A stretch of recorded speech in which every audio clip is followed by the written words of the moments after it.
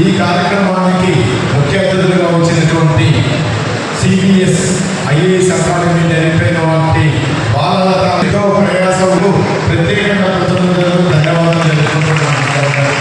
అలాగే మన Ramakrishna machine Kadapa secretary Shri అనుకుమానంద్ Maharaj గారు మనకు రామకృష్ణ మిషన్ ప్రతి సంవత్సరం అనేక యువతను మిమ్మల్ని స్టూడెంట్స్ను జాగృతం చేయడానికి ఉత్తేజపరచడానికి అనేక మంది భక్తులను మధ్య రామకృష్ణ సేవా సంస్థ తరఫున అనేక విధాలుగా మనకు తోడ్పాటు సహకారం ఆశిస్తున్న అనుకుమానంద్ మహారాజ్ గారికి మా కృతజ్ఞతలు ధన్యవాదాలు.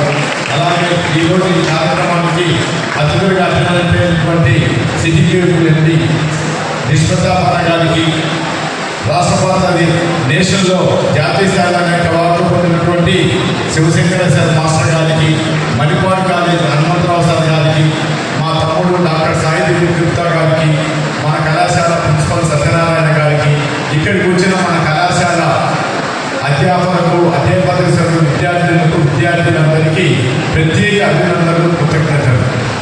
ఈ కార్యక్రమం సంవత్సరం నుంచి అడగకుండా ఈరోజు మనకు మేడంగా రావడం మనకు ఎంతో అదృష్టదాయకం. గతంలో అనేక సార్లు అనేక ఐఏఎస్ అకాడమీ కోచింగ్ డైరెక్టర్లు కూడా నేను హైదరాబాద్లో అడగడం జరిగింది, ఒక్కసారి మా ప్రాంతానికి రమ్మని. కానీ అనేక కారణాల చేత కుదరలేదు, వాళ్ళు పోస్ట్పోన్ చేయడం రకరకాల. కానీ మేడం అడగగానే ఒప్పుకున్నారు. దానికి కారణం ఏంటంటే మన కళాశాల పూలపెట్టి విద్యార్థి Sakshi Hyderabad education desk incharge ఒక్కరు నిశ్శబ్దంగా ఉండి ఇక్కడ భక్తులు చెప్పే ప్రతి విషయాన్ని మనం ఆవకలింపు అర్థం చేసుకొని ముందుకు సాగిన పెద్దలందరికీ హృదయపూర్వక ధన్యవాదాలు, నమస్కారాలు తెలుపుకుంటూ సెలవు తీసుకుంటాను. Thank you. Youth of India, my hope lies in you. From you will come my workers. They will work out our problems like lions. సింహంలాగా మీలో ఉన్నవాడు మీరందరూ ఈ భారతదేశంలో అన్ని సమస్యలకు పరిష్కారం కనిపెడతారు, పరిష్కరిస్తారని స్వామి వివేకానంద ఎవరికి చెప్పారో భారతీయ యువతులకు. ఎప్పుడు 1897లో స్వామి వివేకానంద ఇచ్చిన ఒక సందేశం అన్నమాట.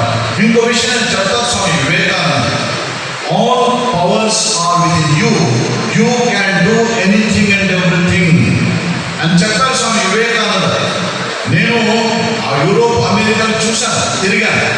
అయితే వాళ్ళకన్నా ఏ విషయంలో కూడా తక్కువ వాళ్ళు మీరు కాదు, మీరు కూడా అన్ని శక్తులు ఉన్నాయి, మీరు కూడా ఏమైనా సాధించగలరు. ఈ ఒక ఆత్మవిశ్వాసాన్ని నింపారు. తరువాత యువకులకు స్వామి వివేకానంద విషయం చెప్పారన్నమాట. వచ్చే 50 ఏళ్ళు 1897లో స్వామి వివేకానంద చెప్పారు. 1897 వచ్చే 50 ఏళ్ళు మీ జాబ్ తర్వాత మీ క్యారియర్ మొత్తం మర్చిపోండి, భారత మాతను సేవించండి, భారత మాతను సేవించండి అని స్వామి వివేకానంద ఆ రోజుల్లో పిలుపునిచ్చారు. 50 ఏళ్ళు అంటే అర్థమైంది మీకు? 1947 భారతదేశం స్వతంత్రమైంది. ఆ 50 ఏళ్ళ తరువాత భారతదేశం స్వతంత్రమైంది. అయితే స్వామి వివేకానంద భారత మాత సేవించమని యువకులు చెప్పారు కదా. అయితే ఏం చేయాలి? అప్పుడు స్వామి వివేకానంద చెప్పారు ఏంటంటే, అమెరికా వెళ్లే ముందు 4 సంవత్సరాలు కాలంలో భారతదేశంలో తిరిగాను. మనకి ఎన్నో సమస్యలు ఉన్నాయి. అయితే భారత సంస్కృతి, భారత ధర్మం ఇంకా చచ్చిపోలేదు, ఇంకా బ్రతికి ఉంది. ఈ అంశాన్ని నేను తెలుసుకున్నాను. అయితే సమస్య ఎక్కడ ఉంది? జనసామాన్యులకు విద్యలేదు. అందువలన ఏం చేయాలి?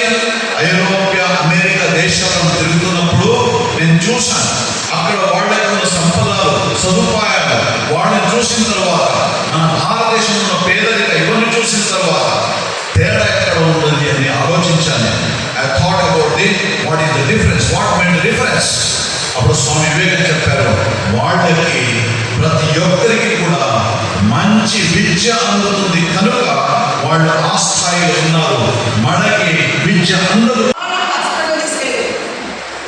ఇండియాలో ఎన్ని హాస్పిటల్స్ లేవో అన్ని హాస్పిటల్స్ మా అమ్మాయి కొంచెం నడవాలని తిరుపతిలో బాలాజీ రీహాబిలిటేషన్ సెంటర్ అని చెప్పి ఆ కాళ్ళకు ఆపరేషన్ చేయించి నడవడానికి రూట్స్ లాగా పెట్టించారు.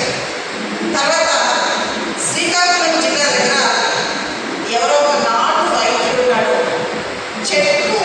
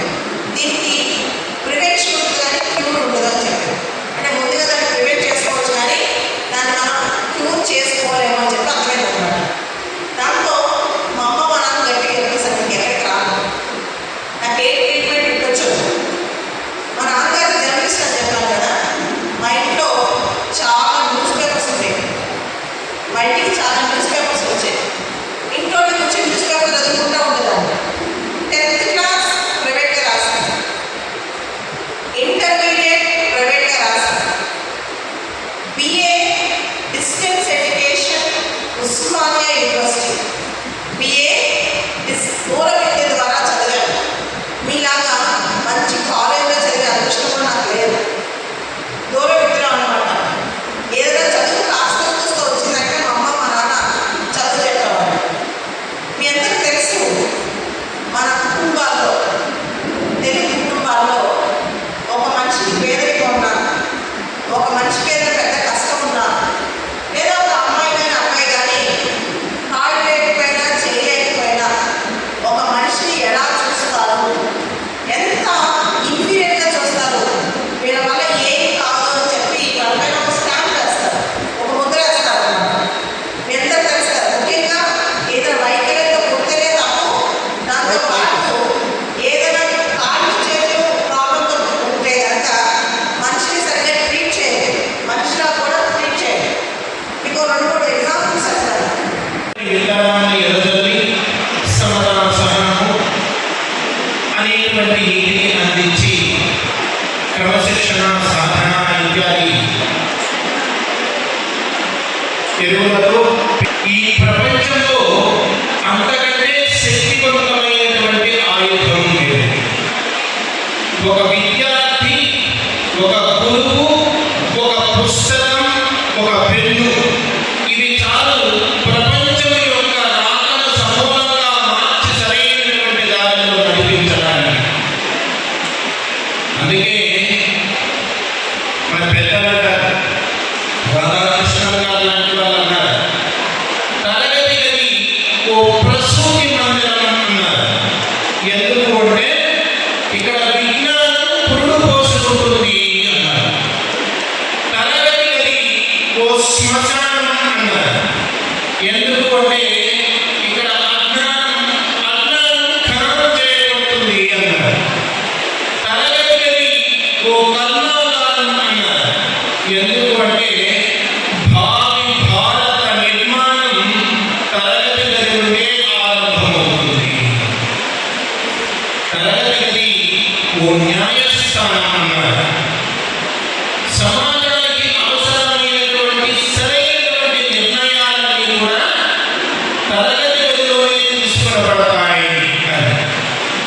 ఓ వ్యక్తి చదువుకొని సరైనటువంటి దిశలో దశలో ఎదిగితే సాధించలేనిది ఏమీ లేదు, సమాజానికి అతను చేయలేనిదంటూ ఏమీ లేదు అనేటువంటి విషయం అనేక మంది విజేతల యొక్క చరిత్రలు, వారి జీవనంలో కొన్ని సంఘటనలు విని మనం తెలుసుకున్నాం. వారంతా కూడా చాలా గొప్పవారు అని అనుకుంటాం. వారికి చెప్పినటువంటి గురువులంతా కూడా చాలా గొప్పవారు అయి ఉండవచ్చు అని మనం అనుకుంటాం. ఓ వ్యక్తి రాస్తున్నటువంటి కవిత చదివాడు. అక్షరాలు దిద్దిస్తున్నప్పుడు అనుకోలేదు, అక్షరాలు దిద్దిస్తున్నప్పుడు అనుకోలేదు, మీరు నా జీవితాన్ని మలుపు తిప్పుతున్నారు అని. కోపగించుకుంటున్నప్పుడు కనిపెట్టలేదు, మీరు నాలో బాధ్యతలు నింపుతున్నారు అని. చేతులేదనుకున్నప్పుడు నేను గ్రహించలేదు, నా చేతులకు మెరుగులు దిద్దుతున్నారు అని.